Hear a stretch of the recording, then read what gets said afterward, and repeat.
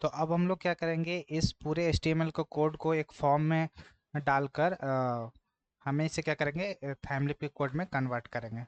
तो हमें क्या करना है, VS कोड में सबसे पहले एक काम करना है हम लोगों को। वो क्या करना है कि इस फॉर्म के जो ऑब्जेक्ट है, मैंने फॉर्म अभी तुरंत लिखा है, तो इस फॉर्म में क्या करना है, इस पूरे रजिस्टर फॉर्म को ऐड करना है।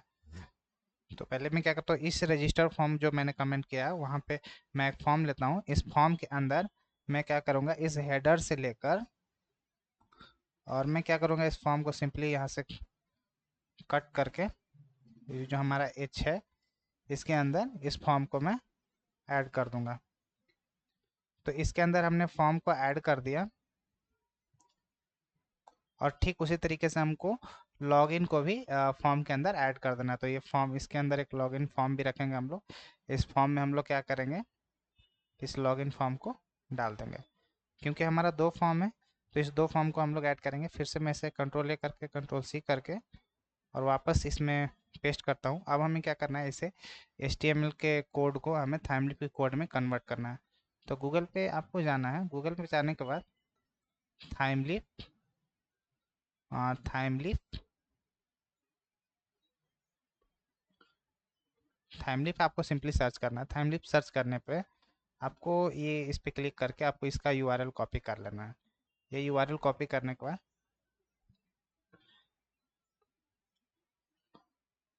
1 मिनट,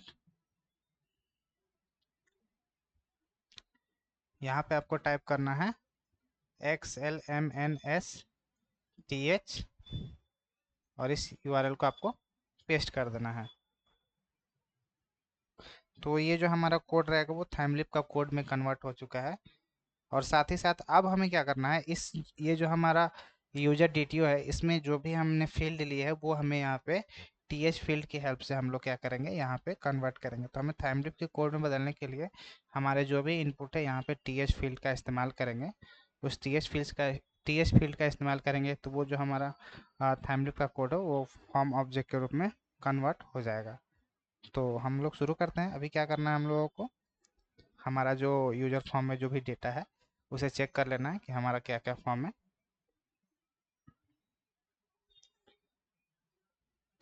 तो मैं इसे साइड बाय साइड कर लेता हूँ। तो सबसे पहले ये जो हमारा फॉर्म है, तो इस फॉर्म में हम लोग क्या सेंड कर रहे हैं, तो हमें ये देखना है। तो फॉर्म में हमने जो कंट्रोलर में ये बनाया है, इस कंट्रोलर में हमने यूजर नाम का ऑब्जेक्ट सेंड करेंगे। तो हमें फॉर्म में क्या दे देना है, यूजर फॉर्म।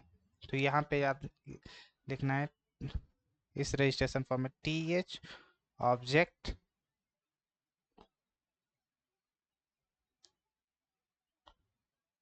डॉलर, इसके अंदर हम लोग लिखेंगे क्या,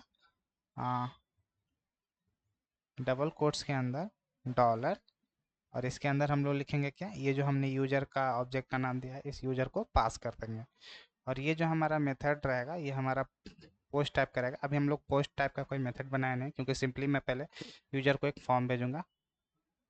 तो ये मैं मेथड यहाँ पे ले लेता हूँ पोस्ट, और यहाँ पे मैं th.action, और जैसे ही इस फॉर्म के बटन पे काम क्लिक होगा तो ये एक्शन बटन हिट करेगा कौन सा URL, सेव यूजर में रखता हूँ। जब भी मैं यहाँ पे पोस्ट टाइप का मेथड बनाऊंगा तो हम यही URL यूज करेंगे। तो आपको क्या करना है, यहाँ पे सेव यूजर का URL यहाँ पे सेंड कर देना। अभी क्या करना है, इस पूरे कोड में हमें TH फील्ड का इस्तेमाल करके ये जो हमारा DTO है इस ऑब्जेक्ट को यहाँ पे पास करना है। तो मैं यहाँ पे यूज कर लेता हूँ कहीं पे भी, सपोज मैं यहीं पे यूज कर लेता हूँ TH डॉट फील्ड, और इसके अंदर मैं रख लूँगा स्टार, और इसके अंदर मैं सारे प्रोग्राम, तो पहले मैं क्या करूँगा, सारे को पेस्ट कर लेता हूँ।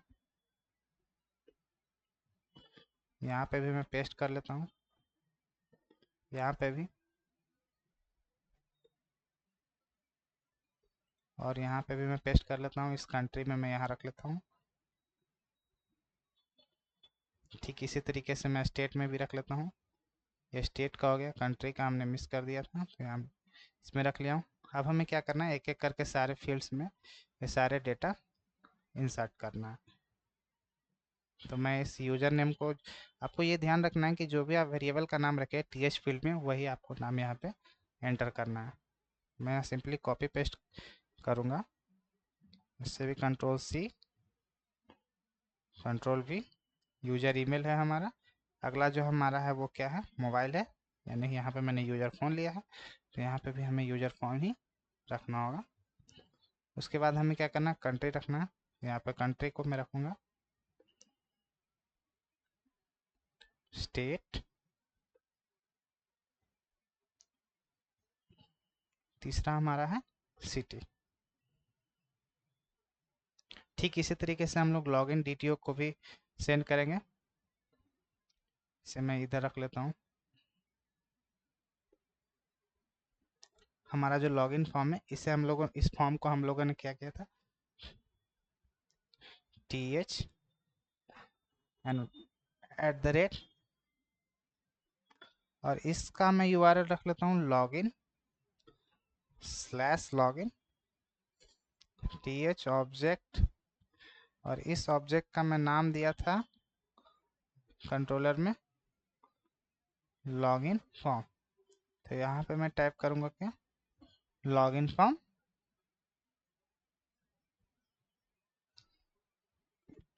मैं यहाँ पे लॉगिन फॉर्म ना देके मैं यहाँ पे लिख देता हूँ लॉगिन डीटीओ।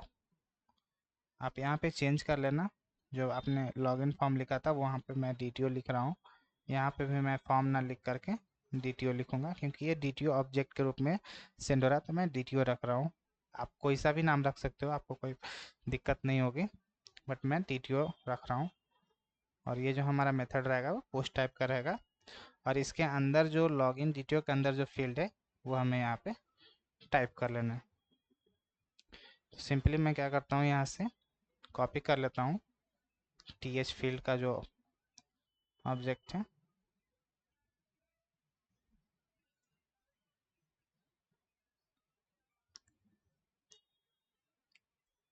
यूजर ईमेल, आपको सेम यही वेरिएबल यहाँ पे पुट करना है।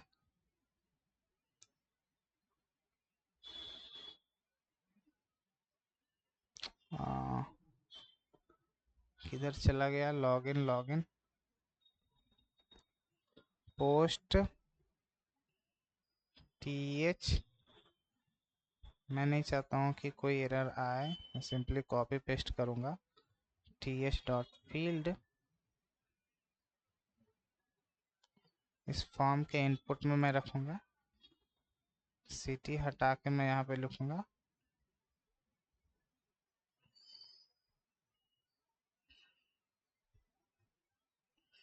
यूजर ईमेल और यूजर पासवर्ड। फिर से मैं इसे कॉपी कर लेता हूँ, कॉपी करने के बाद यहाँ पे मैं पेस्ट कर दूँगा, और यहाँ पे है यूजर PWD।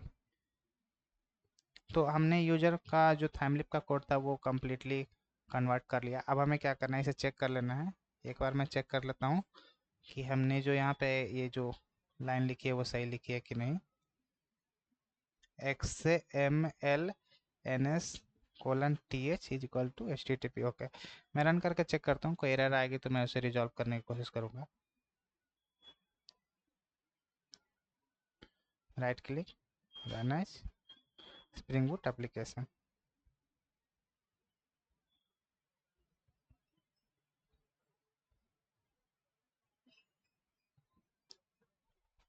हमारा एप्लीकेशन रन हो रहा है।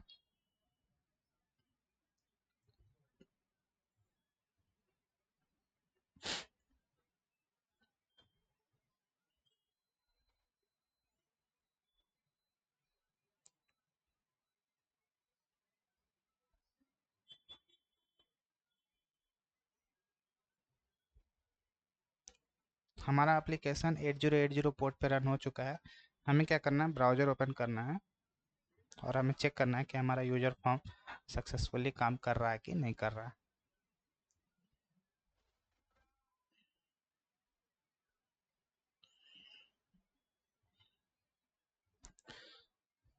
लोकल होस्ट 8080 और ये जो हमने यूआरएल दिया था, मैं इसे कॉपी करके यहाँ पे पेस्ट करूँगा और मैं देखता हूँ कि हमारा जो यूज़र फॉर्म है वो ब्राउज़र पे आ रहा है कि नहीं आ रहा है।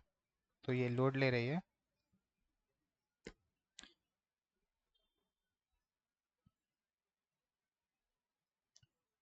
काफ़ी टाइम ले रही है।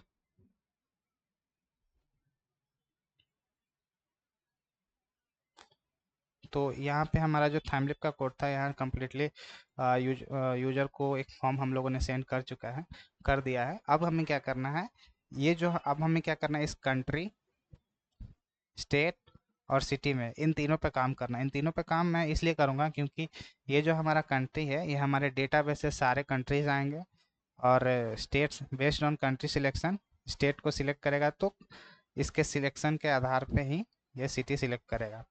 तो ये हम अगले वीडियो में करेंगे। तब तक आप इतना कंप्लीट कर लीजिए। Thank you.